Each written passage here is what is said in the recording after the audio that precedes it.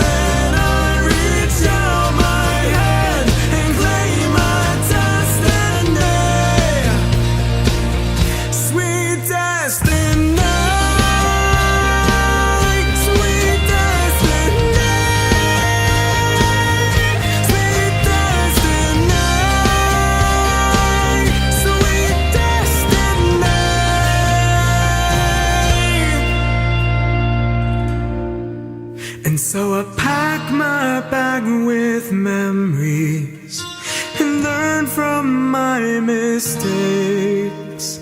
I'll leave you with this happy thought that things are meant to be this way. Oh my God, man. I must have watched that a fair few times, to be honest. I think I'm having a bit of a crush moment. Let's not waste any more time. I am desperate to go and talk to this guy and to introduce him to you. So let's go and meet this week's very special guest.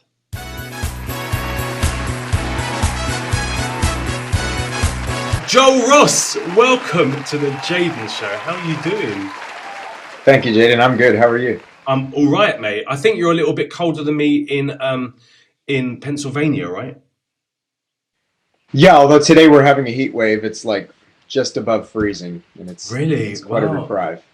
So how are you not like out in some park sunning yourself, or it's a little bit... I spent the majority of the morning outside. Oh, okay, that's all right then. So at least you've kind of capitalized on your one day of warmth for this month, probably, right? Yes. When does it start warming up for you there?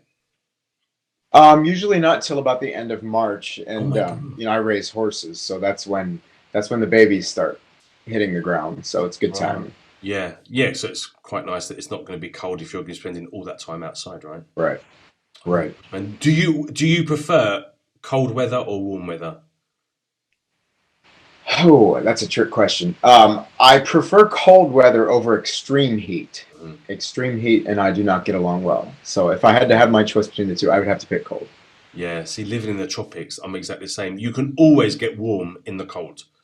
Extra pair of socks, couple of logs on the fire. But when you're sweating like a bullfrog in a microwave and the air conditioning is only touching the surface of the skin, yeah, I kind of struggle with that. But wait, are you from Pennsylvania originally? Is this where you were kind of born and bred? Yep, born and raised. Yep. Sweet. And in the same area that you've always lived, or have you traveled around a bit, or? As far as living, no, I've always lived in the greater Pittsburgh area.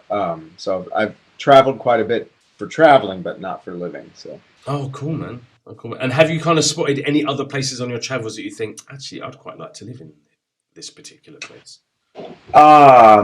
One time, Vivace toured at Banner Elk, North Carolina, and I just thought it was magical. Really? Waterfalls and rocks and pine trees, and the people were so friendly, and I have to go back there someday. I could live there. Yeah.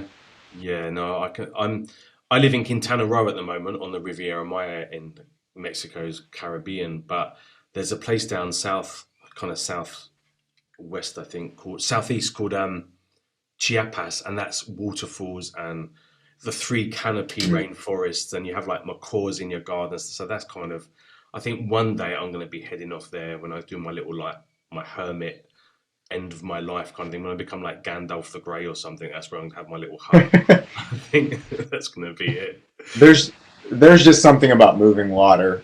Yeah. What star sign are you then? Pardon? What star sign are you? You mean like astrology sign? Yeah, zodiac. Libra. Okay. Is that a water sign? I think it is, right? I really don't know. I don't know. I just know it's the balance, the sign of balance, and it's just the one thing I can't achieve in life. I think every zodiac sign will kind of contest to that. It's probably one of the most difficult things, equilibrium. Yeah, but I'm Piscean, you see, so I'm fish. So living right by the sea is just like, it's the best place. I need to be around water completely. And where I live, I don't know if you know anything about Mexico, but under like 4 meters under the ground, it's all running streams. So we have a lot of sinkholes here called cenotes, which are just kind of like open holes in the land with like 300-meter crystalline pools. It's out of fresh water. It's absolutely magical. I might even have one in my garden, actually. I'm kind of looking into this at the moment. But yeah, so for me, like this is actually really, really beautiful because, I do need to be by the water. And now I've lived by the Caribbean, it's going to be very difficult to go back to a place that isn't kind of those crystal turquoise waters, to be fair. But, I'll have to Yeah, summit at some those point, I'm sure. those colors of the Caribbean just do something for you. I mean, there's Yeah. so many healing properties in the turquoise and the emerald, and Yeah, it's cool. absolutely, man. It's amazing. And you'll see when you come to visit and do some shows here in Mexico. But let's talk about your music because you are an Sounds good. incredible, you do have a beautiful, I mean, not only, I'm a singer, so I'm talking from a professional point of view, but also from a complete fan as well, that you do have a beautiful voice, my friend. Thank you. When did Thank you you. I start appreciate that singing? so When much. did you start? When did you kind of think, oh, this is something I just love to do? Um, I've been singing my whole life, but I was very shy as a kid. So it wasn't until I think I was like 13 and I started realizing that I enjoyed it so much, and I would go out in the woods where I grew up so nobody could hear me, and that's where I started practicing. And I auditioned for a musical when I was in 8th grade and got the lead, and my family was like, "What?" Because I was so shy, and from that point on, it was just the stage This and is it for training you. and the stage and training, and Did you yeah, so ever it's cross been into quite a acting while. as well? I mean, obviously with the music, No, I there's never acting as did. well, but or was it just singing? Just singing. In high school and such, I did musicals, but I never considered myself an actor. Okay, I is that just something you enjoyed would the like to singing. like check out and investigate, or is your because I'm meeting so many people that are like, well, because of COVID, I can't do as many gigs I'd like to, but I'm learning scripts at the moment and probably going to think about when things open up again. I'm going to get into a bit of acting. It's never ever been my bag. Like it's one of my phobias to learn a Yeah. script, but a lot of people are kind of it comes as a kind of a cousin or a brother, right? If you're a singer, then you probably enjoy acting as well. So, is it something that you could see yourself doing, or are you just purely musical boy? I never really thought of that as something I wanted to do. Because my music is so encompassing, it's not just that I perform, but I also write music Yeah, and produce. So that's kind of my bag of tricks. Acting isn't something that's ever really interested me. yeah. Um, And actually, you probably don't but have time to do it either. To be fair, right, right. Oh my god. So when you were, who were your inspirations and the people you looked up to when you were kind of that age and kind of getting into the whole kind of the Hmm. amateur industry, I guess, but then going into becoming a professional. Yeah. Oh, that's a good question. I guess back then I listened to a lot of adult contemporary and classical crossover. So Okay. Seal was one of my favorite Yeah, artists, amazing. and yeah, he's incredible. And Josh Groban was also somebody that I always enjoyed listening to, and learned his entire songbook Yeah, me just too. to practice. Uh, but yeah, it's funny how that kind of evolves over the years, because now, even though I still sing classical crossover and adult contemporary, because that's kind of just my natural voice, I don't listen to it anymore. I listen to symphonic metal and rock women and that sort of thing. It's kind of my guilty pleasure. It's not something I can sing. I don't have the grit or the rasp, Yeah. um, but yeah, I probably could still pull out Seal and Josh Groban and Celine Dion and all of those singers that I used to listen to and remember all the lyrics to their songs, but I don't Yeah. really listen to them anymore. As I say, I was completely when I discovered classical crossover music, I was kind of really big into like Il Divo, Josh Groban, Mario Oh yeah, Frangulli, and yeah, all they'll these. do. And I'm a baritone. What kind of baritone are like? Like I can't really sing high, and all the like the most amazing boys of pop and rock are tenors. So I can't sing any of that stuff. So for me, singing Josh Groban and Mario Frangulli, there was always a track that I could sing that was in my key.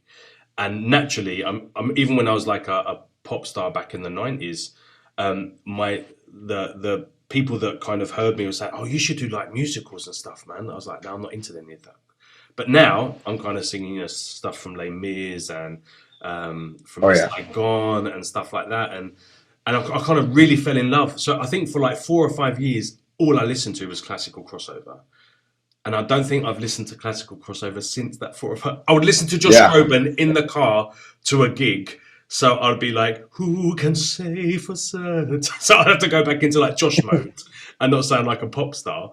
But that would be like the only time I'd ever listen to classical crossover. Now I'm pure pop boy, and it's kind I of get it. I Yeah, don't want to admit my all my likes and desires musically because you wouldn't be my friend. But But like some Whitney Houston and stuff like that, I'm still, listening to all that kind of stuff. Oh yeah, they're timeless. Yeah, I mean, classical crossover is a great genre, and there's certainly a group of incredible singers in it. And I love to perform it. It's just not something that I listen to regularly, which is kind of ironic. Are you, because you're talking about the group that you were in, which was called Vivace. Vivace, and that was based in the States as well, or that was based in Canada? That's Canadian. Yeah, Canadian group headed up by Tiffany DeRosier. Yeah. Okay. And so is that kind of your passion to sing? I mean, is it kind of the classical crossover stuff, or I've been told, like, I think we chatted earlier before the interview, and I've been speaking to loads of other artists, and even Joey Niceforo as well, like phenomenal classical voice. But he's like, man, I just want to do like an ABBA track. So, and I can now, do you know what I mean? Because now I don't have to be pigeonholed into I can only sing. Right. But I can now I can be pigeonholed into being Joey Niceforo, and I can sing what the hell I want. Like, if I want to do ABBA, I want to do Bloody Mary Poppins, I can sing that. And is that the same for you now? Are you kind of thinking, well, actually, I really want to do like a Boyz II Men cover or a Mariah Carey cover, or are you kind of just really, or maybe a classical version of, I don't know, Heart, or, like some old 80s rock group or something? Or are you just like, when you sing, I'm just doing pure classical? It's funny. I think when we all kind of embark on this musical journey, we tend to sing what we think other people expect from us. And then we hit this point where it's like, all right, that's enough. I'm going to sing what makes my heart beat now. And I mean, I'm not afraid to go down that road and do a lot of things that I want to sing. But at the same time, if I have a show around here in the Pittsburgh area, I know that Pittsburgh isn't necessarily ready to hear what I want to sing. Okay, right. So I'll kind of blend it with what I know they want, and then what I want to do, and usually find somewhere in the middle. My thing with performing and with music in general is my goal is to evoke emotion, whether it be a joyful emotion or a sorrowful emotion. As long as I'm evoking emotion in a listener, then I feel like my job as an entertainer and as a singer is done. So if I can find music that is appealing to the particular audience for which I'm singing, then I'll go ahead and kind of bend my boundary as an artist, if you will. But I mean, at the end of the day, when it comes to recording music and writing music, I completely am 100% true to myself as a writer and as an artist. I won't let anybody sway what comes from my your music heart. or my Absolutely. Exactly. Yeah, exactly. I found it really quite. I mean, carry on, man, please. Oh, I was just going to say real quick, if that means I've got one person in the world that listens to it and likes it, and it really impacts them, then my job is done, rather than changing the way I behave as an artist and the music I make to make it more appealing to more people. I'm not interested in that at all. Yeah, I mean, that's what I kind of went through, like in the 90s, where literally you just were a pop star, and you had to look a certain way, act a certain way, wear certain clothes, and it was really constricting for me. And I was desperately shy kid. I couldn't even get onto a bus until I was 19 years old because I couldn't walk on in front of people, and so I was like beyond shy as a kid. But obviously, I somehow organically became a singer, which is probably the last thing in the world I wanted to become. But I always loved music. That was the only thing that. You saying that you used to go into the forest and sing. I used to sit on. We weren't. We didn't have much money back when we were kids, and we had a little terrace house just outside London. And my favourite game to play was singing on the swing. I used to just sit on this swing with my grandmother sitting reading a book, and I would have to sing to her for 2 or 3 hours, like every single song that I knew from ABBA and Olivia Newton-John and all these different artists that I knew. And when I came here, I was a classical crossover singer. That's exactly what I was doing. And I would be doing a show and singing Nessun Dorma, and someone would tap me on the arm halfway through Nessun Dorma and go, "Do you know any Whitney?" And I'll be like, "What the?" I'm just singing like Pavarotti. You don't even talk when I'm singing a Pavarotti, mate. But they're just like, "Do you know any Whitney? Do you know any Whitney?" I'm like, okay. So I kind of thought, I'm going to have to literally, because I'm in a tourist environment, I've got to sing things that people recognize. But actually, I was really anti it as well because I was always, I was true to my passion, what the stuff that I wanted to sing. But I kind of discovered that kind of, like, I might go and sing an ABBA song or an Eagles song or I don't know, like I have a range of like 450 tracks now, and I really love just being Jaden, singing what the hell I want to sing now. And actually, like I can get one person crying, and I can get 25 people up and dancing. But at the end of the show, I end with like Nella Fantasia or Nessun Dorma or The Prayer or something like this, and they're like, "Oh my god, man, that boy can sing!" And it's for me, it's actually done me a favor because now they're not expecting that whole classical thing to come out, and they are rocked by it. Whereas when I'd done a whole hour show in classical, by the end of the hour show, they were like, "Oh yeah, it's lovely. He's done really well. Lovely singer." But now they're like, "Oh my god, that boy's just done this and Dorma." So now it's almost been like the fact that I'm just being Jaden in everything I do, whether it's like I'm singing "Here Comes the Sun" by the Beatles or Nessun Dorma by Pavarotti. Do you know what I mean? It's like everything, and it fits into the show. And I think that's been one of the blessings that you can just be you in the music that you choose to do, right? Yeah. And that's there's power in COVID, authenticity. Oh, completely. Yeah. Completely. But I think COVID has given that permission almost to us as artists. Whereas before you wanted to be a particular artist, you had to be in a particular pigeonhole because that's, if you're going to get a record deal, then you can't veer off of that path. Whereas now you can be Joel Ros, I can be Jaden Cornelius, and you can sing whatever you want because you're always going to be you, right? Right. Yeah, I think COVID has kind of changed the game in so many ways. I mean, it's certainly restricted our ability to perform for now more than 2 years, but or coming up on 2 years. But it really has kind of broken the shackles of artistic freedom, which is it's kind of cool. Every cloud has a silver lining, right? Yeah, just all in how you look at it, I guess. Yeah. No, it's been, and I think it's kind of sifted out kind of some of the wheat from the chaff as well, because like in the beginning of COVID, it's like, shit, like what do I do if I'm not singing in front of people? Like what else is there? So but actually there are other things. I can do YouTube channels and I can do projects with other artists remotely, and I can, and there's like, oh my God, like I like to, as you've probably guessed already, I kind of like talking. So having a chat show for me was like, oh mate, I can meet amazing people like your fine self and have a chat at the same time. It's wonderful. I even prefer this to singing now. I think it's really cool. That's fun. So you kind of morph and evolve you have to really with the surroundings, right? So what is in store? I mean, we've just seen and heard Sweet Destiny, which is actually my favorite song. The video is stunning. Oh, the music, thank you. That's really beautiful. It's a lovely, lovely song. And we're going to see another video at the end of the show as well with the most amazing lady called Tiffany DeRosier, right? Have I said it correct? Yeah. Oh, the surname confuses me for a little English boy. Right? But she's incredible.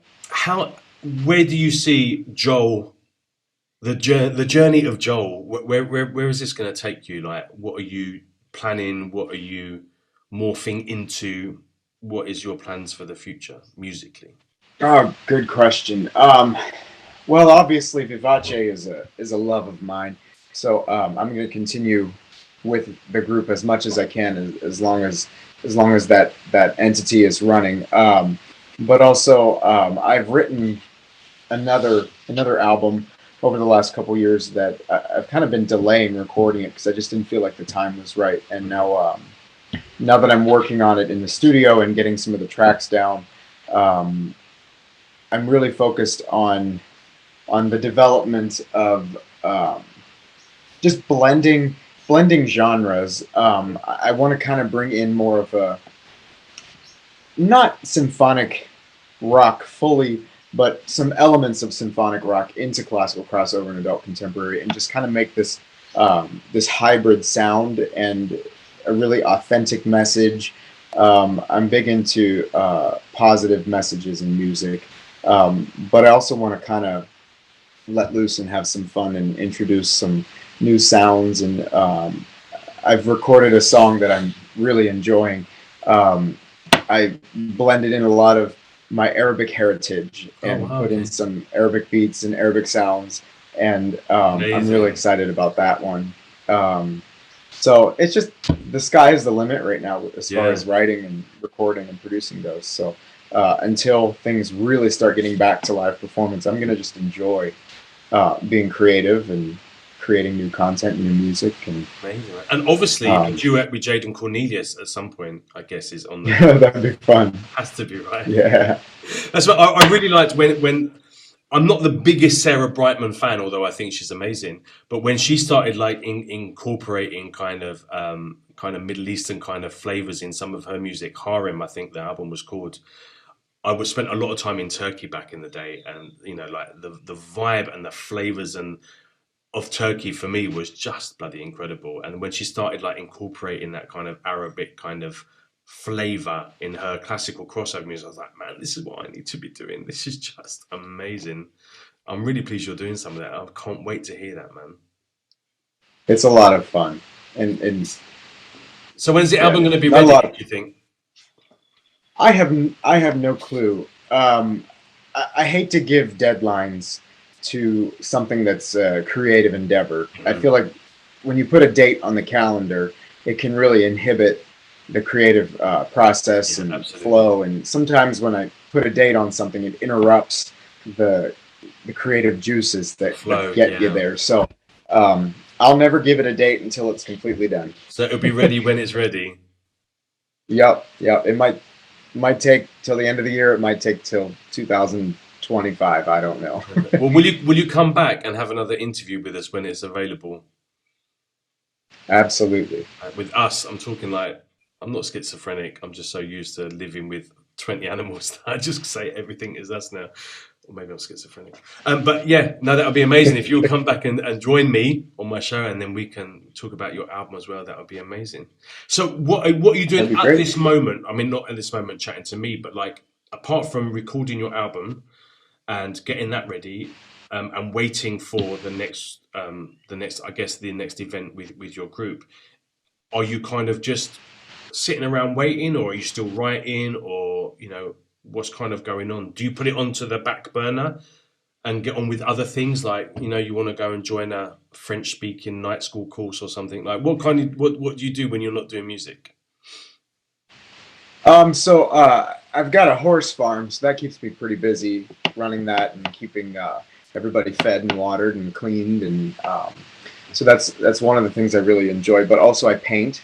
I paint equine portraits, so that keeps me busy. And I'm working on building a home recording studio so I can produce and record as inspiration hits from my own time. So that would be game changing. So there's quite a lot going on right now. So enough to keep me busy for 2 or 3 lifetimes. Fantastic. Well, all the people by now have fallen in love with you and your music. So where can we send them to check you out? Where are you on social media and music download platforms? You know, I probably should have a bigger presence on social media. I don't really. I use it mostly for my horses. But Spotify is mostly where I recommend people to check things out. I have a couple things on YouTube, but I'm hoping to grow that group of videos as well over the next year. I've got some cool ideas, but so at the moment, just check streaming, out Spotify and YouTube. Get them all to subscribe to you now, so when you're up and running, they already have like the first hits of all your new work, right? Yeah, that'd be great. That'd be wonderful. That's fantastic. Now, before we end this interview, I don't know if you're feeling in a particularly like giving of information mood, but what I do with some of my guests is a thing called quickfire. What I will throw 2 words at you. This is a way from all my fans to get to know you in a more intimate fashion. Okay, so I'm going to throw 2 words at you, and you will tell me the one that resonates with you in that moment. You cannot pass, okay, but you can give an answer like, I don't like either of them, Jaden, or move on, or something like that. Okay. Are you ready? I'm ready. Okay, Joel Ros, this is your quickfire. Reading or television? Reading. Party or romantic night in? Romantic night in. Harry Potter or Lord of the Rings? Lord of the Rings. But I also love Harry Potter. Oh, good, because I actually wear my Harry Potter t-shirt. Just saying. Okay, cats or dogs? Both. Oh, cool. Chocolate milkshake, strawberry milkshake. Vanilla? Strawberry milkshake or vanilla milkshake? Vanilla, good choice. All milkshakes are All milkshakes. Great. Okay, Netflix or Disney Channel? Honestly, neither one. Really? Controversial. Yeah. HBO?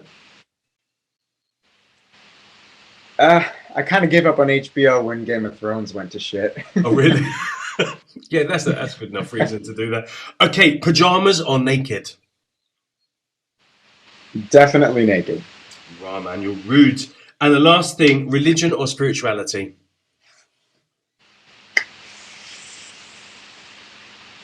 Spirituality. I hate giving stereotypes to any kind of belief. Fantastic. You're safe, mate. You've done your job really, really well. Thank you. And chatting to you has inspired me as well, mate. You're an amazing guy. You're such a really nice human being thanks, as well. Jaden. And there's not many nice human beings, and you're one of them. So thank you. I appreciate you're really that. cool. Please come back on my show again. And when you have like updates on the stuff that you're doing, when your group are going to start touring again, because hopefully we will start to have that that flexibility again in the next few months. And also when you bring your album out, because I need to know when that's coming out, mate. Just saying. Will do. Thank you, Joel. You're amazing. Yeah, and I hope you carry on. Oh, I hope you enjoyed the new song tomorrow. I'm looking forward to that being available for everybody to hear. I can't wait to hear it. Well, we're going to share it anyway. So maybe we can even do sometimes I do like a Wednesday special. So like if you're kind of releasing something, then just hit me up and we'll just put it out on the Wednesday as well. We'll do another little mini interview. Cool. That'd be super cool. Thank you. But thank you so much for being part of my world. Really super appreciate it. And we'll speak to you again soon. Thank you. Sounds good. I appreciate it. Yeah, my friend. I'll speak to you soon. You too. Thank you. It was wonderful to catch up with Joel, and I'm so very excited and really, really hope that he comes and talks to us again soon when he releases that album, because I, for one, am very excited to hear the album. It sounds like it's going to be amazing. And now, because that boy is severely hot, I'm guessing that you've already gone and added him on his social media, and you've obviously following him now on Spotify, obviously, because it's pretty amazing, right? But if you haven't, I suggest you do that by the end of this show. You've seen the links, you know where to find him. Go and subscribe, go and add, go and search, go and Google. Find out what that boy's doing and keep in touch with him and let him know that you think he's an amazing artist, because he is. Now, it's not over yet with just Jaden waffling on about everything. I'm going to have to give you and myself a little bit more flavour of Joel. He's singing October Memories with the most amazing singer as well, who I've been following for over a decade. She's a wonderful, wonderful vocalist. Her name is Tiffany DeRosier, and you're going to listen to her now singing with Joel. This is a very, very beautiful song. Before then, don't forget, please subscribe to this channel. It helps me to continue to do these chats and to present you with some really super lovely people from all over the world. Please comment. Please share. Even if you don't like people, share with them anyway, because maybe they will really love you after you've shared these wonderful shows with them. And please come back next week for the next Jaden Show edition. I will see you then. I'm leaving you with the very beautiful Joel and Tiffany, and I will see you soon. Take care. Big hugs. Bye-bye.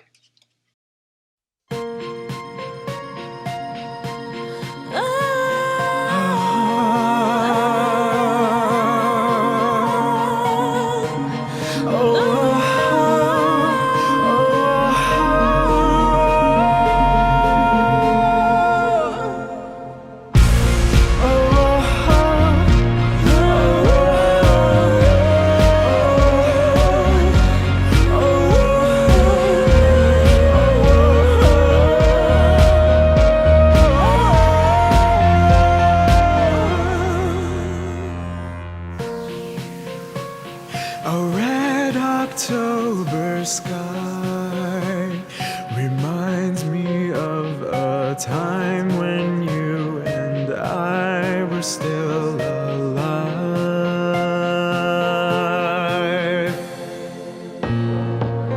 This fire that I feel, was I only dreaming of a life I can't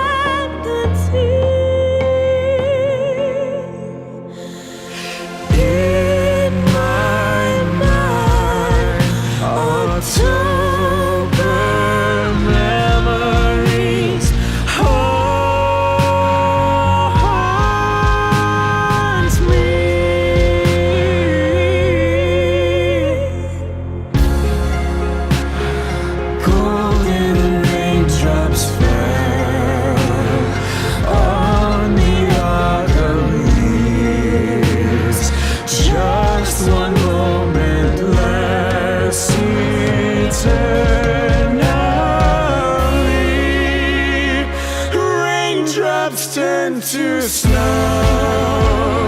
and a winter breeze was away, and those October memories.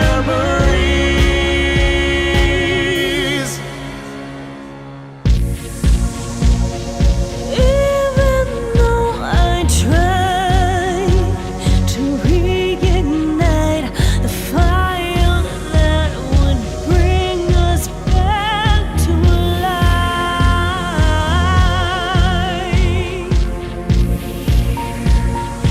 We could not rewind or go back to October skies, 'cause who can change the hands of time? In my mind, October memories haunt me.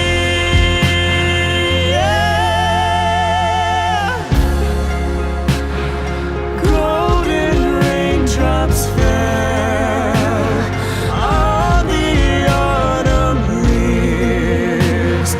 Just one moment lasts eternally.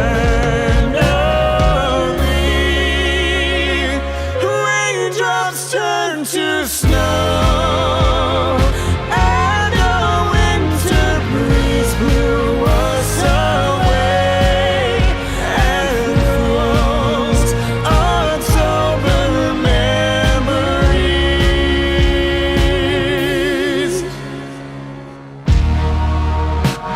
The fire of yesterday